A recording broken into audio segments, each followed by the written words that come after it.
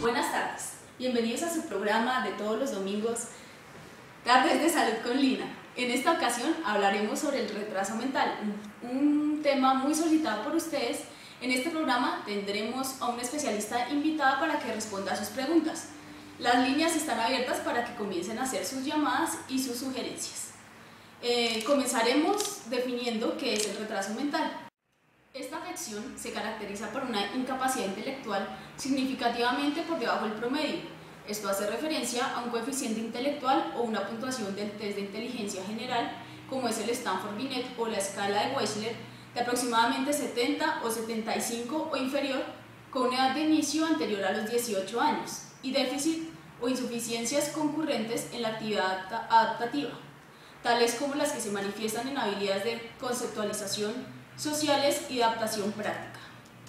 Las características que acompañan el retraso mental son dependencia, pasividad, baja autoestima, poca tolerancia a la frustración, depresión, conductas autoagresivas, rabietas o conductas estereotipadas. Los niveles más severos de retraso mental están asociados con dificultades de habla, trastornos neurológicos, parálisis cerebral, problemas visuales y auditivos. Cabe anotar que la tasa de prevalencia en el retraso mental ha sido estimada aproximadamente el 1% en la población general.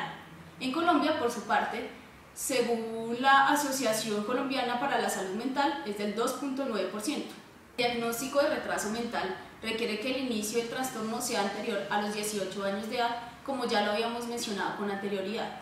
La edad y el modo de inicio dependen de la etiología y la gravedad del retraso mental. Los retrasos más graves, por su parte, especialmente cuando se asocian a un síndrome con fenotipo característico, tienden a reconocerse a temprana edad. Por su parte, el retardo leve, de origen desconocido, acostumbra a observarse posteriormente. El curso del retraso mental está influido por la evolución de enfermedades médicas subyacentes y por factores ambientales. Si la enfermedad médica subyacente es de carácter estático, muy probablemente el curso será variable, dependiendo de factores ambientales. El retraso mental no es necesariamente un trastorno que dure toda la vida. Los individuos que presentan un retraso mental leve, anteriormente mencionado por el fracaso de tareas de aprendizaje académico, sí gozan de oportunidades y adiestramiento adecuados. Pueden desarrollar habilidades adaptativas y a partir de cierto momento no presentan el grado de afección requerido para un diagnóstico de retraso mental. En este momento las líneas se encuentran abiertas. La especialista psicóloga clínica Daniela Páez atenderá sus inquietudes y en este momento tenemos en directo a Sergio en Medellín. Sergio, adelante. Mi nombre es Sergio, soy estudiante de segundo semestre de psicología y tengo curiosidad sobre el tema porque tengo una sobrinita que tiene retardo mental y en el jardín se porta de manera muy agresiva a diferencia de otros niños.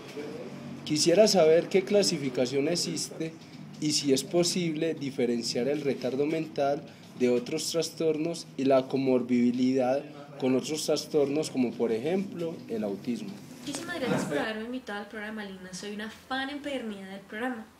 Bueno, en primer lugar, Sergio, respondiendo a tu pregunta, lo que sucede es que no existen características comportamentales o de personalidad específicas que estén asociadas unívocamente al retraso mental. Algunos pueden ser pasivos o plácidos y dependientes y algunos otros, como es tu caso, pueden ser impulsivos y agresivos. Entonces, también depende del nivel del cual estemos hablando. Recordemos que tenemos ciertos niveles de acuerdo con nuestro manual, el DSM-4, que son el leve, el moderado, el grave y el no especificado. Entonces vamos a ver a continuación esta pequeña tablita que les tengo preparados para poder entender un poco más acerca del tema. Ahora presentamos una tabla con la clasificación del retraso mental por puntuaciones del coeficiente intelectual y las competencias conductuales. Cabe resaltar la diferencia con otros trastornos como por ejemplo los trastornos de aprendizaje o los trastornos de la comunicación, que no están asociados al retraso mental. Se observa la alteración del desarrollo en una área específica, por ejemplo la lectura, el lenguaje expresivo, pero no hay una afectación generalizada del desarrollo intelectual y de la capacidad adaptativa. Puede diagnosticarse un trastorno del aprendizaje o un trastorno de la comunicación en una persona con retraso mental si el déficit específico es desproporcionado respecto al nivel de gravedad del retraso mental. En los trastornos generalizados del desarrollo existe una afectación cualitativa del desarrollo de la interacción social y de las habilidades verbales y no verbales de comunicación social. El retraso mental suele estar acompañado de otros trastornos generalizados. Entre el 75 y 80% de los sujetos con un trastorno generalizado también presentan un trastorno mental. Bueno, espero haber respondido a tus preguntas y ahora seguimos con nuestra siguiente llamada. Buenas tardes, mi nombre es Angélica y estoy en quinto semestre viendo la materia de psicopatología y quisiera saber un poco más acerca de la etiología y factores predisponentes del retraso mental. Gracias.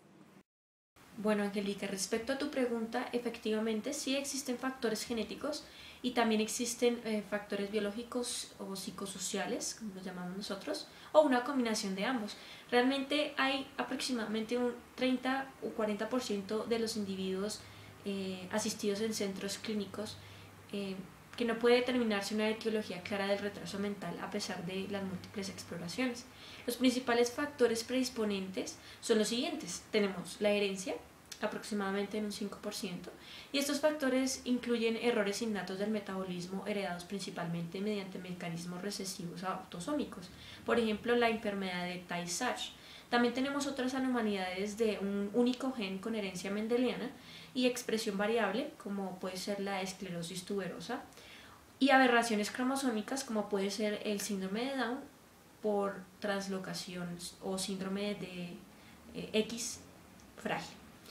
Tenemos alteraciones tempranas del desarrollo embrionario, que concierne a aproximadamente un 30%, y estos factores incluyen alteraciones cromosómicas, como por ejemplo, nuevamente, el síndrome de Down debido a la trisomía 21, o afectación prenatal por toxinas, como por ejemplo el consumo materno de alcohol o debido a ciertas infecciones. También podemos tener problemas del embarazo y perinatales que conciernen aproximadamente un 10%, y estos factores incluyen malnutrición fetal, prematuridad, hipoxia, infecciones víricas y otras, y traumatismos también. Tenemos por otro lado enfermedades médicas adquiridas durante la infancia y la niñez, que es aproximadamente un 5%, y estas incluyen infecciones, traumatismos y el envenenamiento, como por ejemplo por plomo. Otras influencias ambientales y otros trastornos mentales, que son aproximadamente un 15 y un 20%. Estos incluyen la privación de crianza y de estimulación social, la lingüística y de cualquier otro orden, así como trastornos mentales graves, como por ejemplo el trastorno autista. Muchas gracias, doctora. Sus aportes son muy valiosos para nuestro programa y para nuestros televidentes. ¿Sabías que muchas personas han intentado sustituir el término retraso mental por discapacidad intelectual y del desarrollo, dado que este último término estigmatiza menos comparado con otros utilizados como idiota, retrasado mental, imbécil y otras terminologías?